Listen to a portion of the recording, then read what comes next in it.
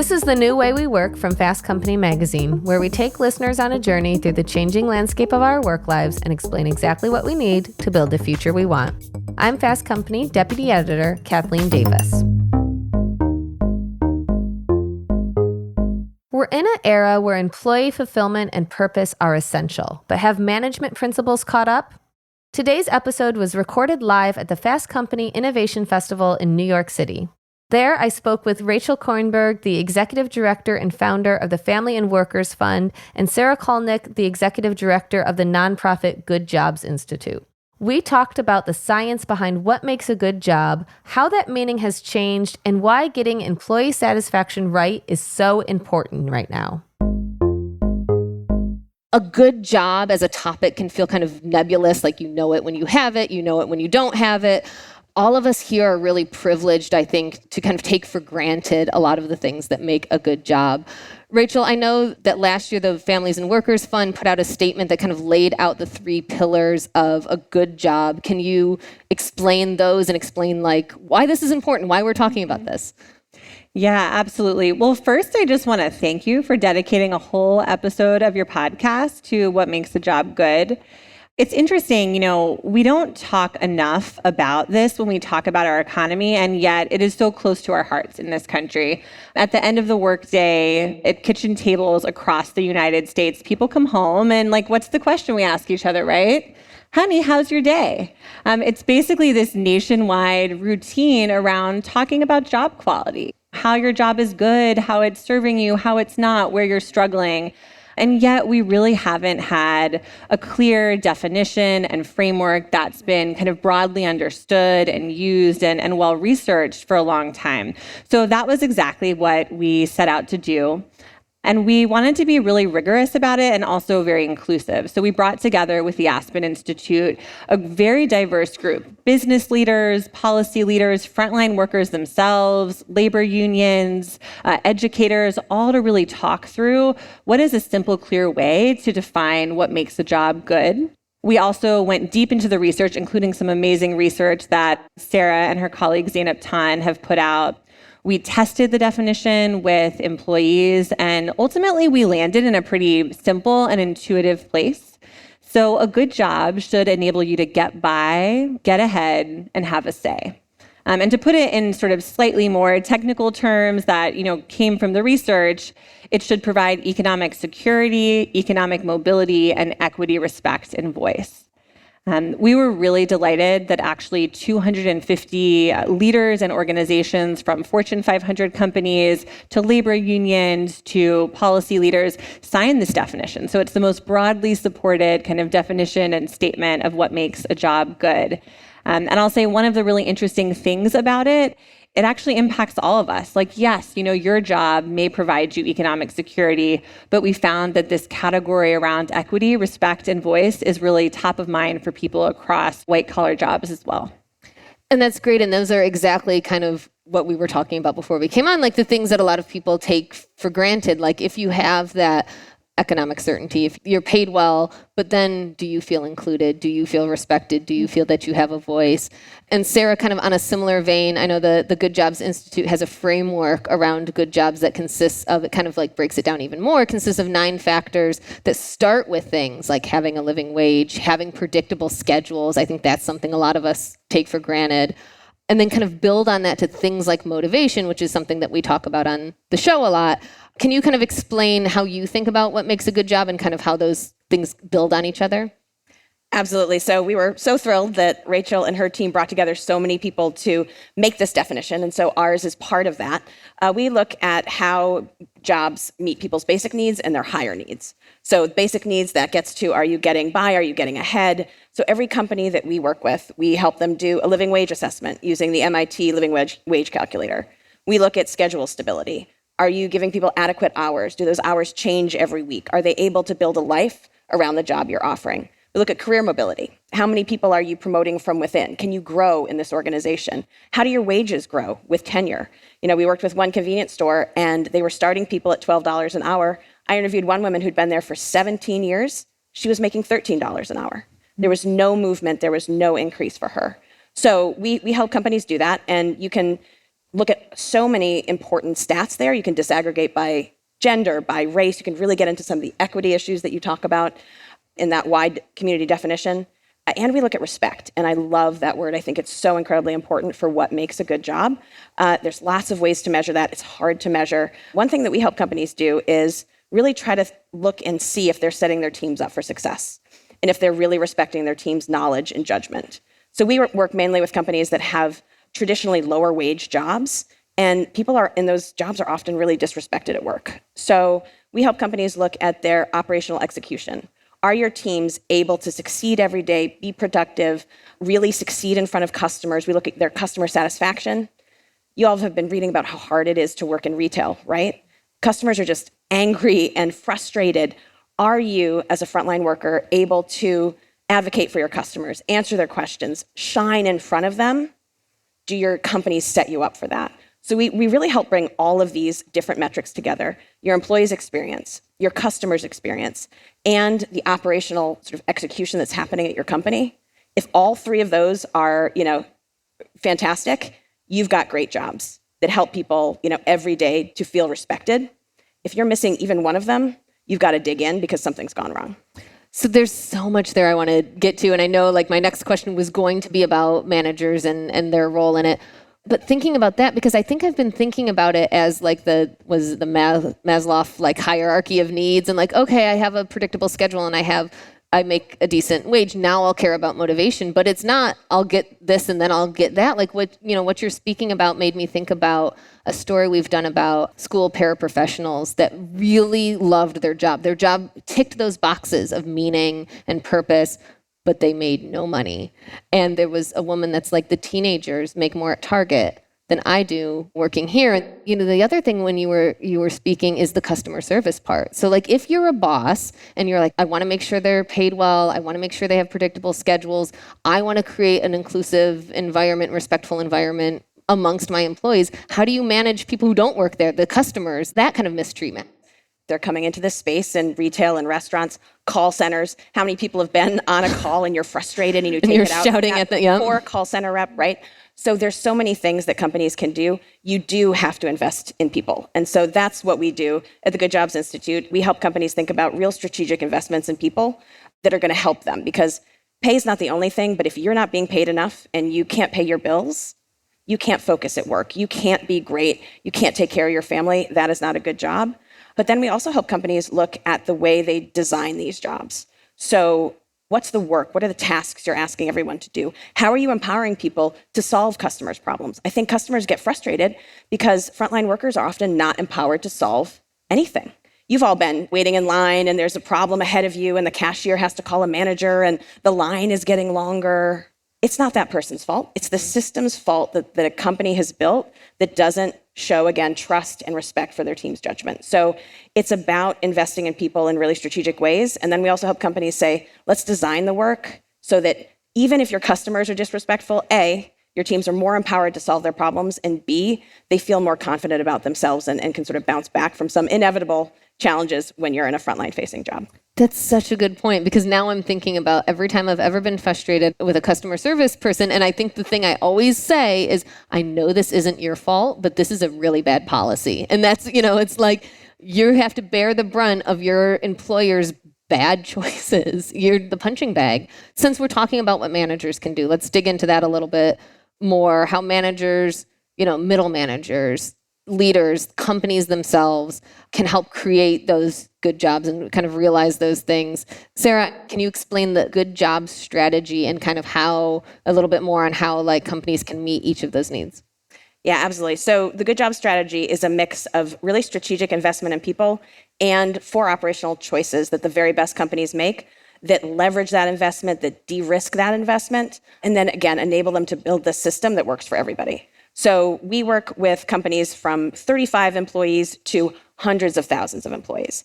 And when they're looking at making investments in people, it's a lot of money for them. Whether you're a small business or you're one of the biggest businesses in the world, $200,000 is a lot if you're a small business. $100 million is a lot if you're a large business. So we help companies think about how can you most strategically invest over time to really support your teams to live a great life, and at the same time, How do you design work across your organization so that every single day when they show up at work, they're doing work that matters? So we work with, HR leaders to look at wages and benefits. We do a lot of work with operations leaders to look at sort of how everything is set up in a company, but we also work with every department. So this is a whole company systems view, really fun, innovative way to do business. So if you are a retailer, your marketing team determines a lot of the work that your frontline teams do. We worked with a family-run grocery store, 30 stores, and they would have 1,000 price changes per store every week, and some of them were for a penny. So you're that frontline worker, and you're going through a million different things and changing a penny. That's not value-add work. That's not good work. That's not respectful of you, right? So we look across departments at companies and help them build different systems. It's a lot of fun, and for leaders, I think it's incredibly exciting to be able to think in a different way. Can you tell me about the Good Job scorecard? Is that something that leaders can actually kind of score themselves and figure out those things? Absolutely. So that goes to what I was talking about in terms of how you define a good job. We've got a scorecard online. Check it out. It's got employee metrics, it's got customer satisfaction metrics, and it's got whatever the most important operational execution metrics are for your company. Look at them together, and it starts to help make that business case for good jobs, which is often, again, hard to make because you can see the cost of increasing wages, you can see the cost of increasing benefits and hours. The benefits are much more diffuse. So we really want companies and leaders to start thinking differently. You've teed me up perfectly because what I was about to say is much like DE&I, good job, employee fulfillment, these sorts of things can feel like, oh, it's a nice to have, but it's not a must have. It's not essential to the bottom line, which is like always irks me. It's like, it's so important. Can either one of you talk about why good jobs and all of these elements of a good job are so good for companies too?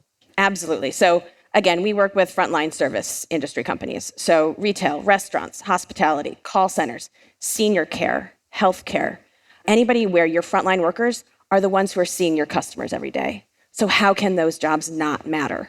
Jim Sinegal is a friend of the Institute. He's the co-founder of Costco. And he would spend, when he was CEO, 200 days a year in stores. Why? Because that's where the customers are. That's where his teams are. That's where you make money. So when we were working with executives, we help them build out a business case, and we think about sort of 3 concentric circles. The first one is, if you've got great jobs, you're lowering your cost of turnover. So turnover is a great proxy for good jobs or bad jobs. And we see really high turnover in some of these industries, 100% turnover, 200% turnover. That means your teams are changing every 6 months, every 12 months. You don't have the same people there. And it's expensive to hire and train and get people to base productivity. But that's the smallest cost of bad jobs. Then if you're offering better jobs, your teams every day are delighting your customers, building loyalty, driving revenue, driving down cost, all through great operational execution. So we sort of help companies think about what that looks like. And that's not even the biggest sort of bubble in the business case for good jobs. This is an innovation conference. If you've got 100 or 200% turnover, how can you innovate? All of those magical things that you're coming up with at HQ, all of the new products, the new services. If you're in a service industry, it's your frontline workers who are executing that. And if they're leaving every 3 months, you don't have anybody to execute this big vision. They are the innovators and the executors. And so your competitive advantage is in those frontline workers. They're going to help you adapt. And my goodness, what did we learn from COVID? They were the ones who were there every day. And they're going to help you differentiate for your customer. That competitive benefit of great jobs, hard to calculate, incredibly important. When we talk about high turnover rate, the most obvious thing is exactly what you said, like the cost of hiring, the cost of like all of that. But then there was the thing that I was going to start this with, what do we like about our jobs? What makes our job? I think I have a great job. I think both of you have great jobs. What do we like about our job? And it's always the people and the relationships. And I say it a million times, like you don't quit a job, you quit a manager. And when you have 100% turnover, you don't have relationships with the people that you work with. You don't trust the people you work with. You don't even know the people you work with. They're probably not going to be there tomorrow. And, you make a great point about innovation, but it's also about feeling safe and respected and included, at work too. And I would add to that, we are in still a historically tight labor market. There are 1.5 job openings per unemployed person. Some employers might think, I've got high turnover in this industry. That's just the cost of doing business. you really have to question that now. This is a war for talent completely. And the companies that are really able to retain talent and attract new talent, but just being able to retain your talent gives you a huge competitive edge right now, and has for the past couple of years. And we've really seen that deliver clear value. I'll also mention in this vein of employee engagement and productivity and innovation, there can be times where I have seen companies really tie a job quality strategy to a very clear bottom line. So I'm thinking, for example, of an apparel company that really wanted to reduce waste, common goal, right?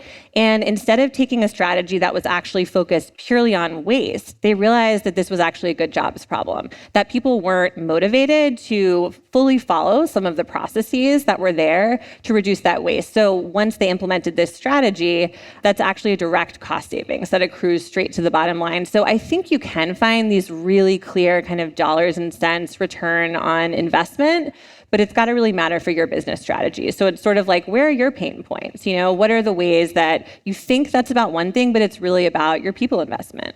That's really interesting. And that's also where we're seeing now a lot of the DE&I conversation go, is to tie it to ESG and to tie it to, which then to me just speaks to kind of the larger purpose. It's not like we're going to be sustainable and care about the environment and care about these things because it's a nice thing to do or because it's a good PR thing. It actually ties into, and I wonder if either one of you have thoughts on this, like how those kind of bigger goals and bigger purpose of your company can tie into employee satisfaction and meaning too.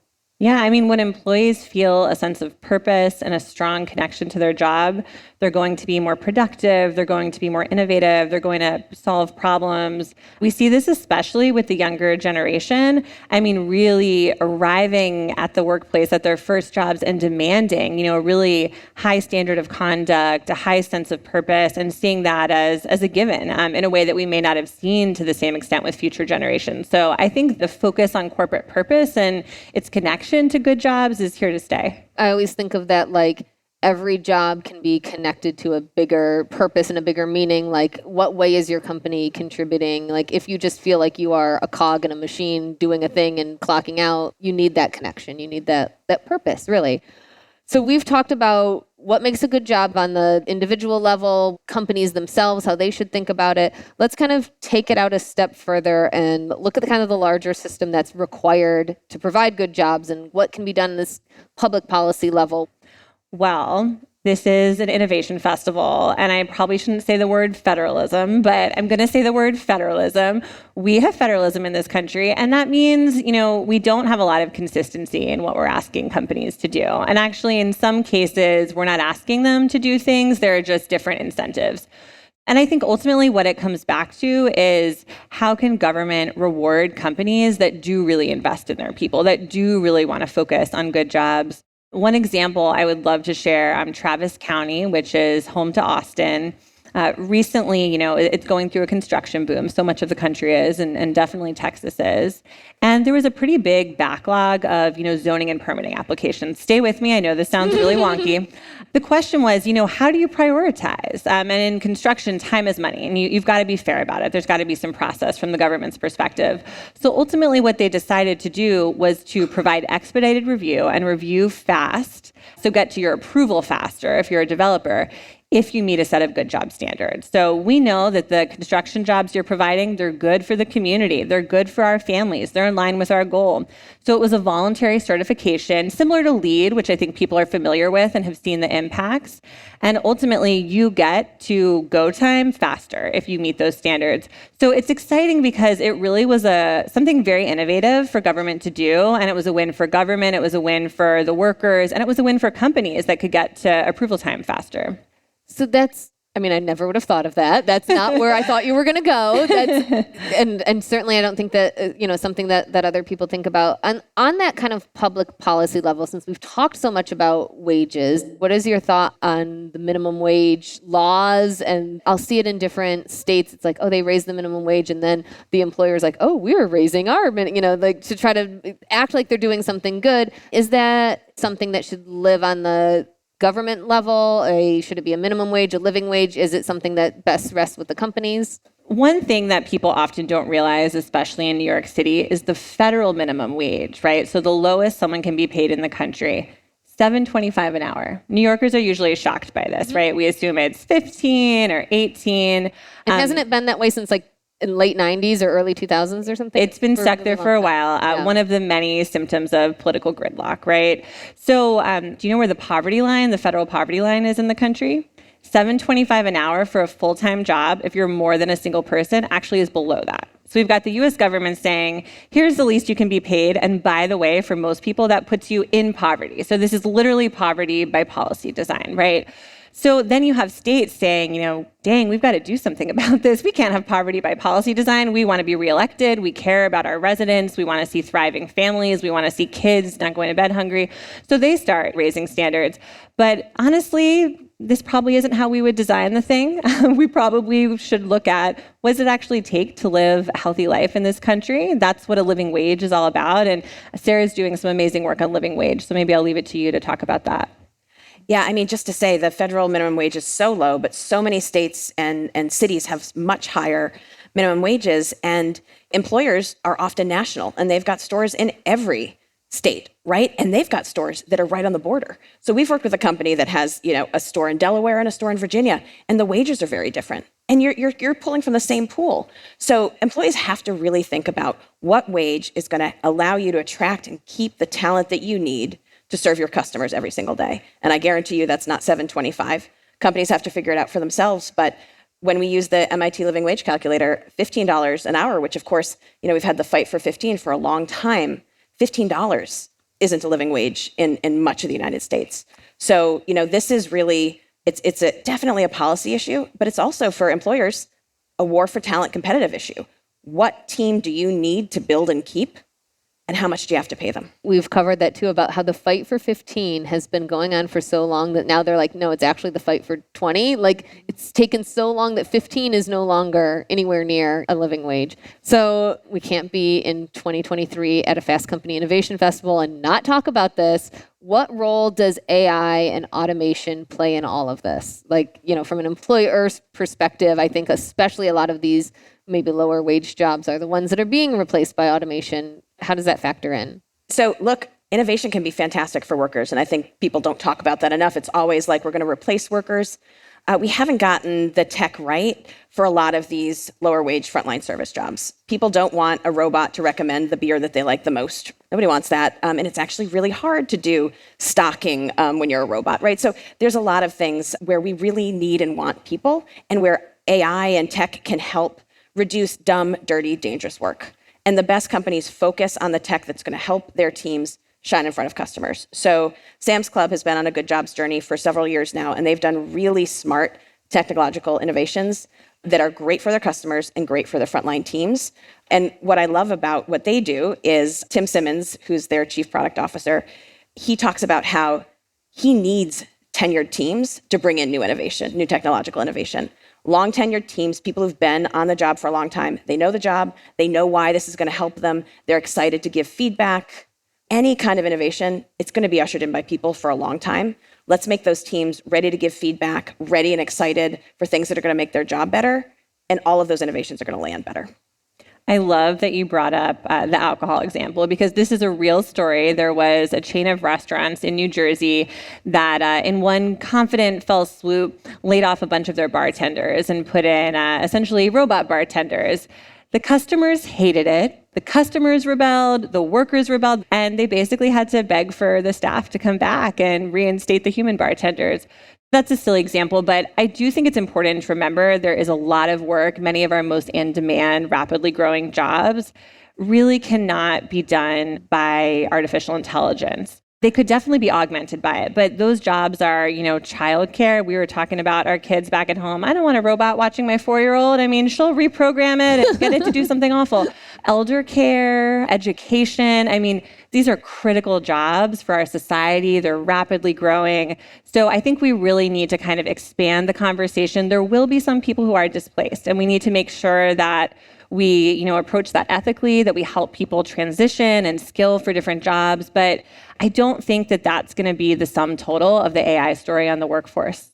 I just want to underline a couple of things that really hit me from that. Dumb, dirty jobs. Those are the ones that can be replaced. The ones that have interactions with people cannot. And the innovation, which I think ties back to the earlier thing you said about turnover, is AI is not going to come up with new ideas. People who understand the company are going to come up with new ideas. And so I want to end with some takeaways both for employees, middle managers, leaders, companies. What can these people do? What are some advice that you could give to kind of, employees to advocate for themselves, middle managers or leaders to kind of address those three pillars?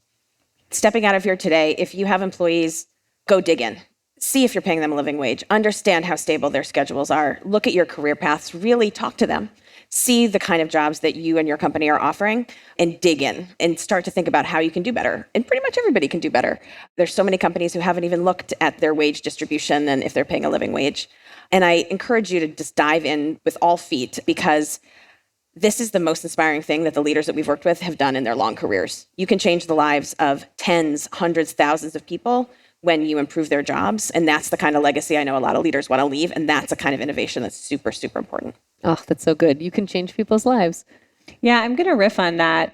I think the headline is just go talk to your workforce. I would say, if you want to be more specific, take a look at the Good Jobs champion statement that I was mentioning earlier around economic security, economic mobility, equity, respect, and voice. Pull it out with your team and kind of talk through, where are we strong? Like, where do we really have occasion to be proud?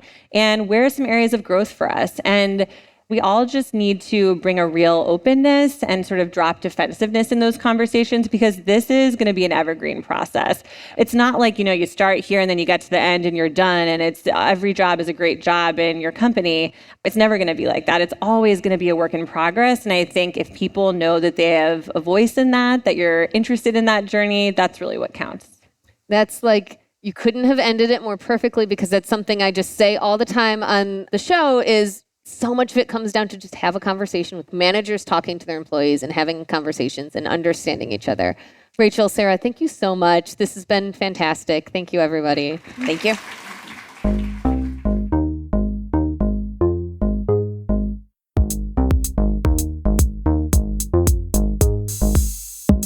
And that's all for this episode. If you're a new listener, be sure to subscribe to The New Way We Work wherever you listen. And if you like this episode, leave us a rating and review on Apple Podcasts.